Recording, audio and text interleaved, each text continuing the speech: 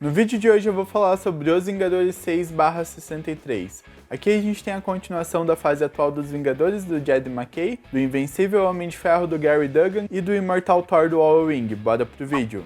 Seja bem-vindo ao Nerd 8K, eu sou o Junior. Como eu disse no vídeo de hoje, a gente vai falar sobre essa revista aqui, né? É a mensal dos Vingadores, que foi lançada aí no mês de junho de 2024. É a número 6, né? Capa cartão.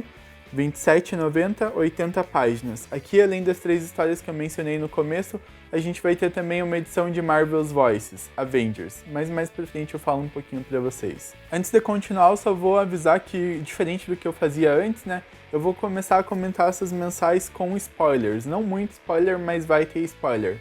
Então fica aí o aviso, né, até então eu tava evitando spoilers, mas com exceção de número 1, sempre que eu for falar de mensal eu vou trazer spoiler. Mas eu prometo deixar sempre o aviso no começo do vídeo. Então, começando aqui com Os Vingadores número 6, a gente vai ter Matadores de Cidades parte 4, roteiro do Jed McKay e arte do Ivan Fiorelli. Antes de começar, galera, aqui na capa tá dizendo a hora da virada, e é um baita spoiler porque é exatamente isso. Até então, os Vingadores estavam enfrentando a Aliança Cinzenta, e vinha naquela questão deles serem alguns inimigos ali, né, desconhecidos e desafiadores pros Vingadores, então eles estavam dando bastante trabalho. Os Vingadores estavam espalhados ali ao redor do mundo, tinha um em cada lugar do mundo, e os vilões ali da Aliança Cinzenta também, e essas batalhas estavam acontecendo em lugares diferentes. Então os Vingadores estavam lutando ao mesmo tempo, mas todos separados ali um do outro. E como eu disse até então, eles estavam apanhando ali, eles estavam sofrendo para poder enfrentar. Parece que todos os inimigos ali, cada membro da Aliança Cinzenta tinha uma forma de enfrentar o Vingador ali em específico, sabe? Aquela diadema meridiana, ela conseguia atingir o Visão, mesmo quando o Visão estava intangível. A que estava enfrentando o Thor lá, que é o ídolo dela, Bastro. Se o Thor atingisse ela, ela conseguiria, pegar esse dano e jogar nas pessoas que ela estava controlando. Enfim, a Capitã Marvel não estava conseguindo enfrentar o cara lá que ela estava lutando. Com relação à Feiticeira Escarlate, a mesma coisa. E então a gente estava pensando como que os Vingadores iam conseguir vencer a Aliança Cinzenta, tendo em vista tudo isso que eu falei. Até então os Vingadores estavam apanhando, mas do nada eles viram uma chave e conseguem vencer a Aliança Cinzenta, tudo ao mesmo tempo. O Homem de Ferro tá lá apanhando, do nada ele vai lá e consegue derrotar o cara que ele tá enfrentando. O Thor, a mesma coisa, o Homem de Ferro tá enfrentando o Artífice, né? E do nada ele vira a chave, ele consegue derrotar o Artífice. A Capitã Marvel, a mesma coisa, enfim. Do nada eles conseguem vencer, então é uma coisa decepcionante, né? Não tem outra palavra. A luta estava vindo ali no nível que eles estavam se enfrentando ali e estava difícil para eles, e do nada eles vencem as batalhas sem motivo algum. Então isso aqui para mim só revela ali uma puta falta de criatividade do Jed McKay, né? Podia ter se esforçado um pouquinho mais para tornar essa história um pouquinho mais interessante. Como eu disse antes, ela estava um pouco enrolada, mas mesmo assim ainda estava mantendo um nível legal ali. Aqui do nada eles simplesmente vencem ali e já era, sabe? O Jed McKay podia ter feito várias outras formas de desenvolver esses combates e de fazer os Vingadores vencer. Mas acho que ele pegou ali uma das piores formas possíveis, sabe? A mais preguiçosa de todas. Com relação à subtrama ali que estava rolando do Pantera Negra e do Capitão América, né? Antigo Falcão. Eles estavam lá na Cidade Impossível e eles acabam ali destruindo uma parte da Cidade Impossível e liberando ela do controle da Aliança Cinzenta.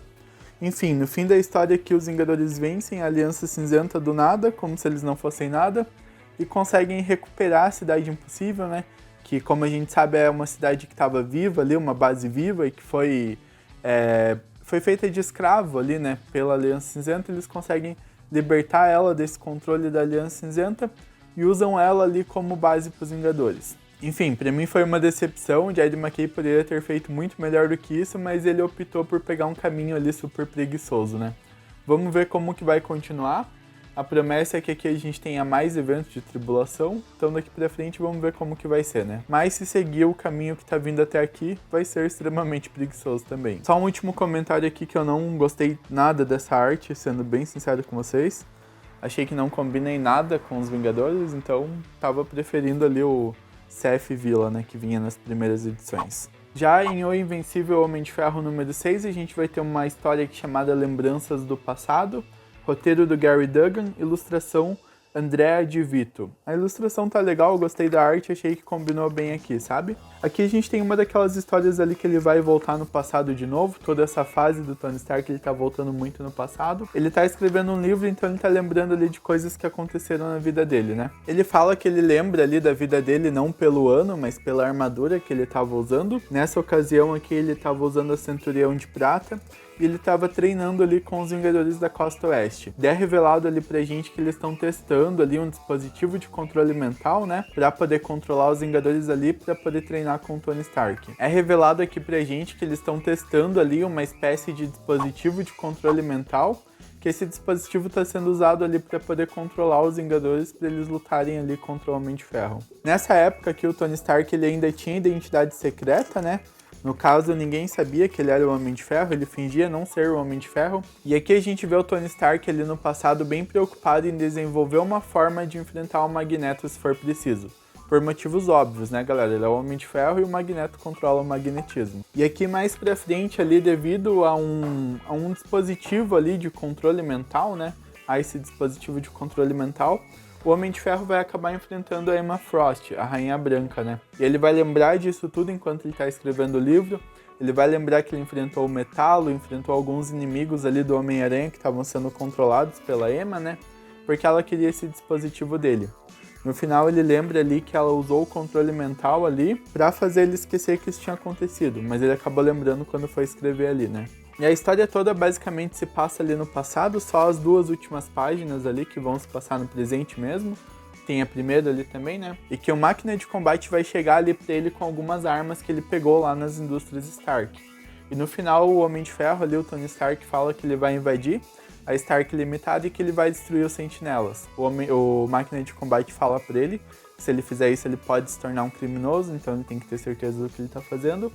E o Tony Stark termina afirmando que a Stark Limitada deve ser destruída, né? Deve morrer. Então na próxima edição se chama Homem de Ferro vs Stark Limitada. Vamos ver como que tá, né? Essa é aquela história que geralmente tem mesmo, que vai ser voltando ali no passado e que ela serve só para preparar o terreno para alguma coisa que vai acontecer. Então, mais uma vez, vamos aguardar aí a próxima edição para ver como que se desenrola essa história do Homem de Ferro, né? Na sequência aqui a gente tem o Immortal Thor 5, né, do All-Wing e do Martin Coccolo, acho que é isso, acho que é assim que se pronuncia. E aqui a gente continua ali, né, com a tropa Thor formada ali para enfrentar o Thanos. A gente espera que seja uma batalha super épica aí, mas já adianto para vocês que não foi. A edição começa aqui falando sobre um deus chamado Demiurgo Primordial. Esse deus dá a entender que ele seria uma das entidades mais fortes ali da Marvel. Acredito que essa edição deve ter mudado toda essa questão ali das entidades mais poderosas da Marvel, né? E aqui vai mostrar que ele que criou ali todos os outros deuses, então ele seria o deus criador de deuses. E vai começar a história aqui mostrando a criação da Gaia, do Thanos e de todos esses outros deuses. Vai falar que eles ficavam ali lutando, enfim. Tem esse começo aqui, as primeiras páginas ali falando sobre esse deus Demiurgo Primordial e sobre a criação dos outros deuses. Depois a gente já volta para a batalha da tropa Thor contra o Thanos. E a forma como o Thor derrota o Thanos aqui é totalmente decepcionante, sabe? Sei lá, talvez não seja, talvez seja legal se você ler toda essa fase aqui completa, num pique só, mas pra mim, nesse primeiro momento, assim, analisando um por um, parece um pouco decepcionante. Na verdade, o Thor ali, ele entrega ali o martelo pro Thanos, né? O Thanos que é o Mjolnir, e o Thor entrega o martelo pro Thanos e transforma ele no Thor. Faz ele ter o poder do Thor ser digno de carregar o Mjolnir. Quando o Thanos ali adquire o poder do Thor e vira digno de carregar o Mjolnir, ele começa a perceber tudo que ele já fez ali, né? Todas as maldades, todos os horrores que ele já fez.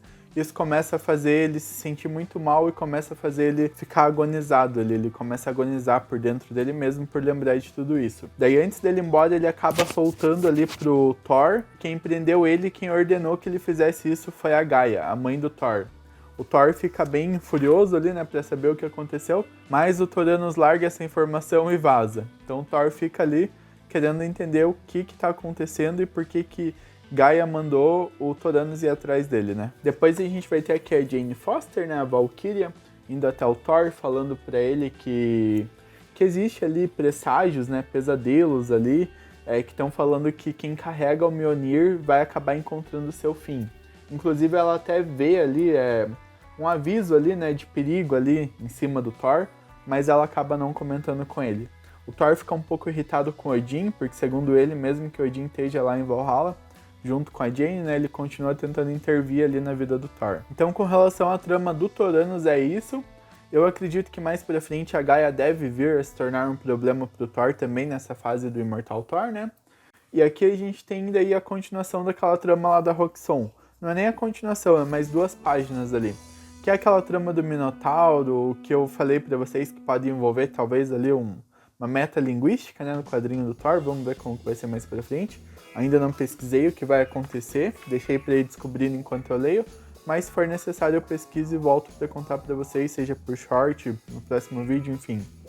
E a gente vê aqui a Encantor e o Executor chegando ali pra conversar com o Minotauro, né? Com o Dario Egger, acho que é esse o nome dele, Dario Egger. Então essa foi a revista do Imortal Thor, né? Como eu disse pra vocês, me decepcionou um pouco, porque eu esperava uma batalha mais épica ali. Então todas as batalhas aqui desse quadrinho estão acabando me decepcionando um pouco. Eu não sei se é pelo fato de eu estar lendo mês a mês, talvez teria um outro ritmo se eu lesse tudo de uma vez, enfim, não sei. Mas essa é a minha opinião e a minha percepção até agora, né?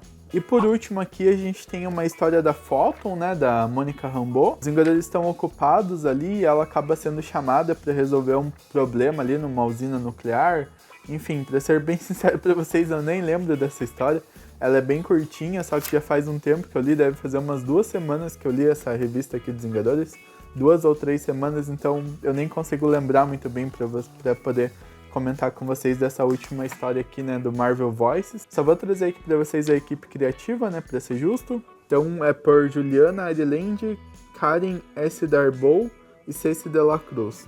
Então tá aí, né, comentei sobre a última edição aí lançada da Marvel Voices. Eu lembro de quando eu li, eu não achei ruim não, mas eu sinceramente não lembro exatamente do que se trata para poder comentar de forma mais aprofundada aqui com vocês, né? Se você chegou até essa parte do vídeo, muito obrigado mesmo. Se você gosta desse tipo de conteúdo, deixa o seu comentário aí. Eu tô pensando em parar de trazer essas análises de revista mensal, porque não dá muito certo, né? Talvez seja um tempo aí que eu tô investindo e que não esteja sendo tão necessário, mas vamos ver mais pra frente. Deixa o seu comentário aí, muito obrigado por ter assistido o vídeo até o fim. Se você gosta desse tipo de conteúdo, lembre aí de se inscrever e ativar o sininho de notificação.